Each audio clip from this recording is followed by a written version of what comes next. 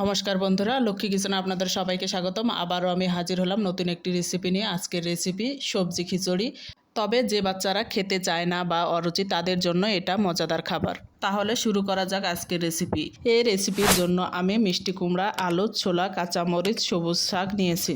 গরম তেলে একটি শুকনো লঙ্কা দিব, 5 ফোড়ন দিব, পেঁয়াজ দিব, দিয়ে ভালো করে ভেজে নিব। এবার আগে থেকে ধুয়ে রাখা মুগ ডাল দিব, এবার ভেজে নিব। আগে থেকে কেটে রাখা সবজি দিব, পরিমাণ মতো হলুদ দিব, স্বাদ মতো লবণ দিব, দিয়ে ভালো করে ভেজে নিব। এই পর্যায়ে আগে থেকে কেটে রাখা সবুজ শাক দিব, দিয়ে আবারও ভালো করে ভেজে নিব।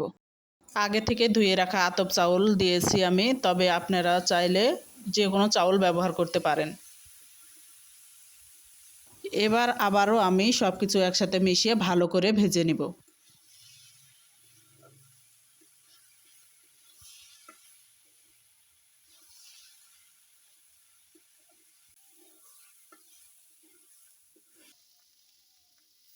এ পর্যায়ে পরিমাণ মতো জল দিব, কিছু সময় ধরে ফুটিয়ে নেব। এবার আদা মশলা বাটা দিব, এবার কয়েক পিস রসুন দিব, তবে আপনারা চাইলে এটা স্কিপ করতে পারেন।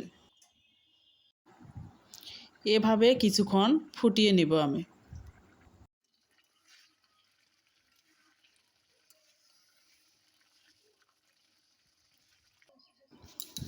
এ পর্যায়ে আমি 2টি ডিম ভেঙে দিব।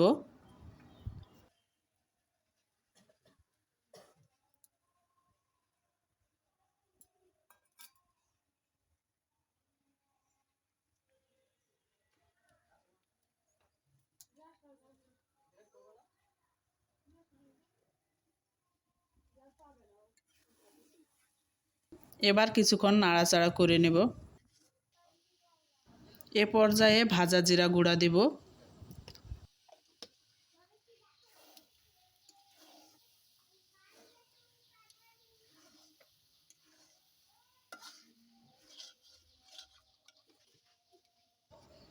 এক চামচ ঘি দিব।